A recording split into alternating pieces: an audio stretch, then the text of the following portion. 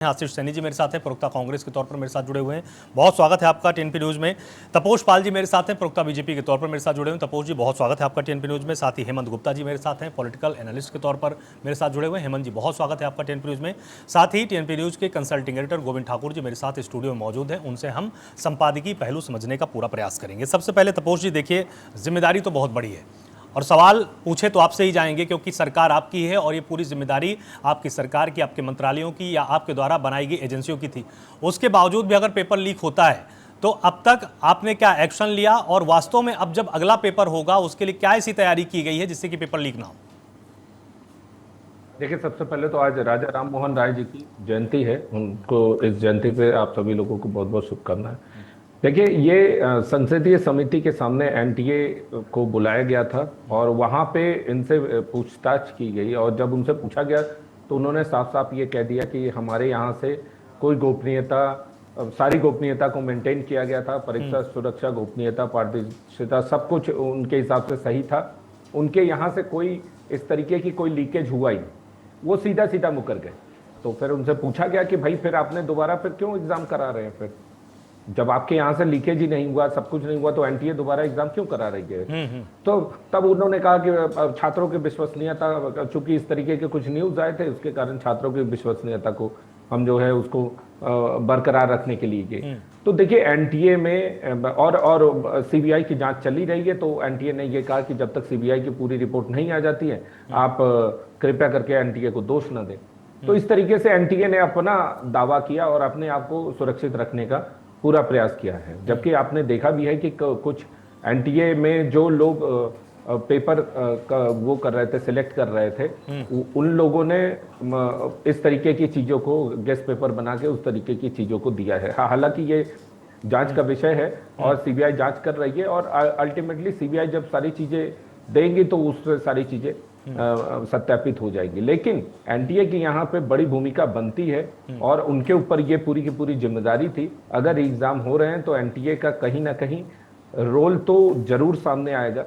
NTA वहां पे इस तरीके के बयान दे रही है कि जो लोग, जिन लोगों, मतलब ये जब पेपर बन गया तो उसको मराठी में ट्रांसलेट करने के लिए दिया गया। जब वो मराठी में ट्रांसलेट कर रहे थे तो उसमें कुछ लोगों ने मेमोराइज किया और बाद में वो घर जाके उसको लिख के उसके बाद गेस्ट पेपर बना के फिर उन्होंने लोगों को, बच्चों को एजुकेट करना शुरू किया, और उससे ये पेपर लीक का मामला सामने आया। अब ये एनटीए का दावा है। अब ये पता नहीं कहाँ, किस हद तक ये सही है और क्या है।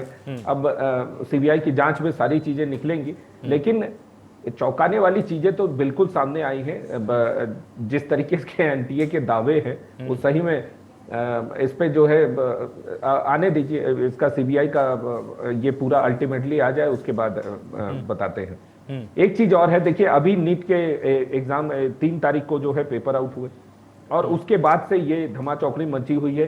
सीबीआई को हमने इन्वॉल्व किया, देश में जांच एजेंसियां चल रही है, लेकिन इस बीच में ये आम आदमी पार्टी जो है रोटी सेकने का काम कर रही है। और कितनी निर्लज्जता इनके अंदर है ये देखिए। 13 तारीख को अरविंद केजरीवाल तुरंत प्रेस कॉन्फ्रेंस करते हैं और कहते क्या है कि जनजी का आह्वान करते हैं, और कहते हैं नेपाल और बांग्लादेश की तरह नीट एग्जाम में यहाँ पे जिन लोगों का करियर खराब हो रहा है वो कृपया हमारे साथ आ जाओ, जेनजी का आंदोलन करते हैं हम।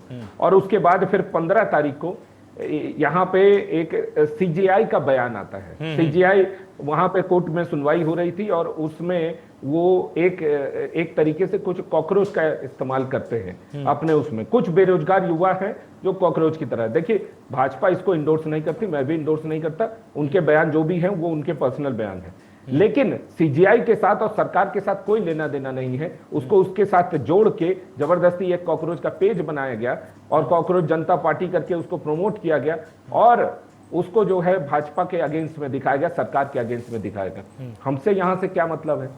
हमसे सीजीआई के स्टेटमेंट से क्या मतलब है? सीजीआई एक अलग चीज है और भाजपा और गवर्नमेंट एक अलग चीज है।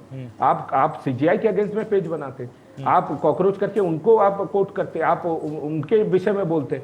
सीधा सीधा यहाँ पे जनजी और नीट के पेपर आउट, उसको जनजी के साथ कनेक्ट करके, कॉकरोच के साथ कनेक्ट करते हुए उसको नेपाल और बांग्लादेश के साथ जोड़ के जो है भारत के अगेंस्ट में युवाओं का आह्वान किया जा रहा है। ये बहुत ही दुखदाई है। और यहाँ की जो नेता है, यहाँ के जो नेता हैं, इनको ठीक है। कम से कम कुछ तो शर्म होनी चाहिए हाँ। कि जो ठीक है, कॉकरोच जनता भविष्य पार्टी की के बात तो हो गई, कॉकरोच जनता पार्टी की बात तो हो गई तपोश जी, लेकिन एनटीए की भूमिका को लेकर आपका स्पष्ट मत क्या है? जिस तरह के बयान अब उनके अधिकारियों के द्वारा दिए जा रहे हैं, पहली बात तो उन्होंने खुद ही 8 तारीख को माना था, 8 मई को एनटीए ने खुद माना कि हाँ पेपर लीक हुआ है, उसके बाद ही गिरफ्तारियां शुरू हुई थी। अगर पेपर लीक नहीं हुआ था तो ये फिर गिरफ्तारियां किस चीज़ के? भाई अगर कोई प्रश्न किसी किताब से, किसी क्वेश्चन बैंक से मैच हो गया तो ये तो पेपर लीक नहीं माना जाता है। जब एनटीए ने इस बात की पुष्टि की कि हाँ ऐसा प्रतीत होता है कि पेपर लीक हुआ है, उसके बाद ही तो गिरफ्तारियों का सिलसिला शुरू हुआ।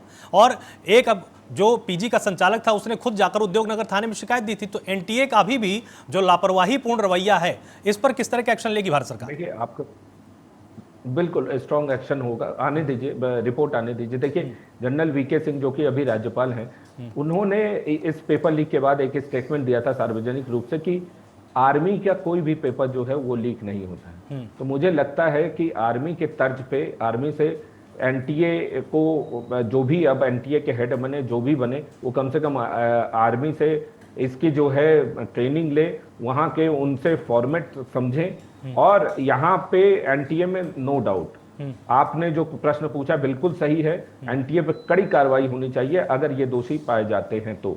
और बिल्कुल एनटीए में सुधार की बहुत बड़ी आवश्यकता है और वो सुधार सरकार करेगी बिल्कुल, भी। क्योंकि मैनेजमेंट की भी Over बहुत the सारी period of खबरें time, हमने ऐसी चलाई थी जो निश्चित तौर पर सवाल खड़े करती हैं। आशीष जी मेरे साथ हैं।